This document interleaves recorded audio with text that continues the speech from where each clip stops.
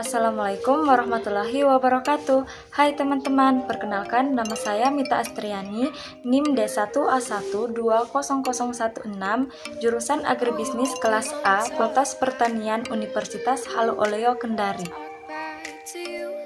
Video kali ini saya akan menjelaskan tugas mata kuliah pengantar ilmu ekonomi, di mana tugas tersebut terdiri dari dua. Yang pertama, contoh-contoh untuk tiap jenis struktur pasar, dan yang kedua, kelemahan dan kelebihan untuk tiap jenis struktur pasar. Seperti yang kita ketahui bahwa pasar adalah tempat bertemunya penjual dan pembeli yang melakukan transaksi untuk menentukan harga dari barang atau jasa. Di sini saya akan menjelaskan struktur-struktur pasar, di mana terdiri dari pasar persaingan sempurna, pasar monopolistik, pasar oligopoli, dan pasar monopoli. Baiklah, untuk jawaban nomor 1, yaitu contoh-contoh untuk jenis struktur pasar. Yang pertama, pasar persaingan sempurna. Pasar persaingan sempurna adalah pasar dengan penjual dan pembeli yang berjumlah banyak, serta produk atau barang yang homogen. Dalam kasus ini, baik penjual dan pembeli tidak dapat memengaruhi harga, karena harga nantinya harus merupakan kesepakatan antara penawaran dan permintaan. Contohnya, seperti pasar beras, pasar sayur, pasar buah, pasar kentang, dan pasar modal. Yang kedua, pasar monopolistik. Pasar monopolistik adalah sebuah bentuk pasar di mana ada banyak produsen yang berkompetisi dengan produk yang hampir serupa namun memiliki beberapa perbedaan.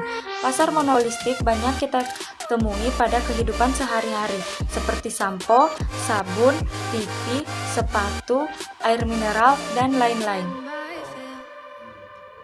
Yang ketiga, pasar oligopoli. Pasar oligopoli adalah pasar persaingan tidak sempurna.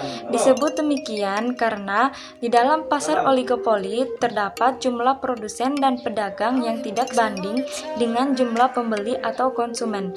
Contoh pasar oligopoli yaitu seperti industri semen, industri kendaraan bermotor, rokok, layanan telekomunikasi, dan jasa penerbangan. Yang terakhir adalah pasar monopoli. Pasar monopoli adalah sebuah perusahaan atau bentuk pasar yang hanya satu saja, namun produk atau jasanya ini dibutuhkan atau digunakan banyak orang, tanpa kompetitor di produk yang sama. Contoh pasarnya seperti layanan kereta api dari perusahaan KAI, menikmati layanan listrik dari PLN, atau layanan pesawat telepon dari Telkom. Selanjutnya, jawaban nomor 2, yaitu kelemahan dan kelebihan untuk tiap jenis struktur pasar. Yang pertama, kelemahan dan kelebihan pasar persaingan sempurna. Kelemahan pasar persaingan sempurna yaitu pembeli mengalami keterbatasan dalam memilih barang atau jasa karena produk yang dijual adalah sama dan kualitasnya sama. Kedua, pekerja cenderung menerima upah atau gaji rendah.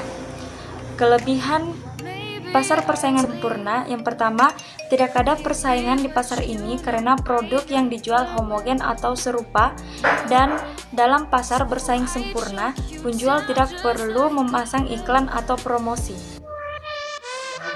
Yang kedua, kelemahan dan kelebihan pasar monopolistik. Kelemahan monopolistik, jumlah produsen yang tidak terbatas serta persaingan bisnis antar produsen memberikan keuntungan bagi konsumen atau pembeli, yaitu memiliki banyak pilihan produk terbaik sesuai dengan kebutuhannya. Kelebihan monopolistik, bentuk pasar ini memerlukan modal yang sangat besar, baik untuk produksi, operasional, maupun pemasaran.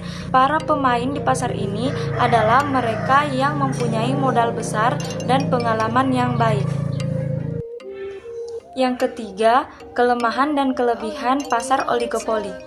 Yang pertama, kelemahan oligopoli, yaitu sering terjadi perang harga antar produsen. Yang kedua, kemungkinan adanya konsumen yang loyal sangat besar terhadap satu merek, sehingga perusahaan lain sulit untuk bersaing di pasar dengan konsumen yang sama. Kelebihan oligopoli, yang pertama, persaingan yang ketat menjadikan setiap perusahaan sangat mengupayakan inovasi dan menjaga kualitas terbaiknya. Yang kedua, harga produk menjadi lebih sesuai dengan keinginan konsumen karena persaingan antar produsen yang ketat membuat masing-masing produsen tidak mau mematok harga terlalu tinggi. Dan yang terakhir adalah kelemahan dan kelebihan pasar monopoli. Kelemahan pasar monopoli. Yang pertama, memicu perkembangan pasar gelap. Yang kedua, terjadinya kemungkinan eksploitasi konsumen dan pekerja. Dan yang ketiga, munculnya ketidakadilan. Selanjutnya, kelebihan pasar monopoli. Yang pertama, munculnya kreativitas dan inovasi. Yang kedua, adanya hak cipta atau hak paten. Yang ketiga, kecilnya peluang untuk berkompetisi. Baiklah, itu saja penjelasan singkat dari saya. Semoga bermanfaat bagi teman-teman semua. Sekian dan terima kasih. Wassalamualaikum warahmatullahi wabarakatuh.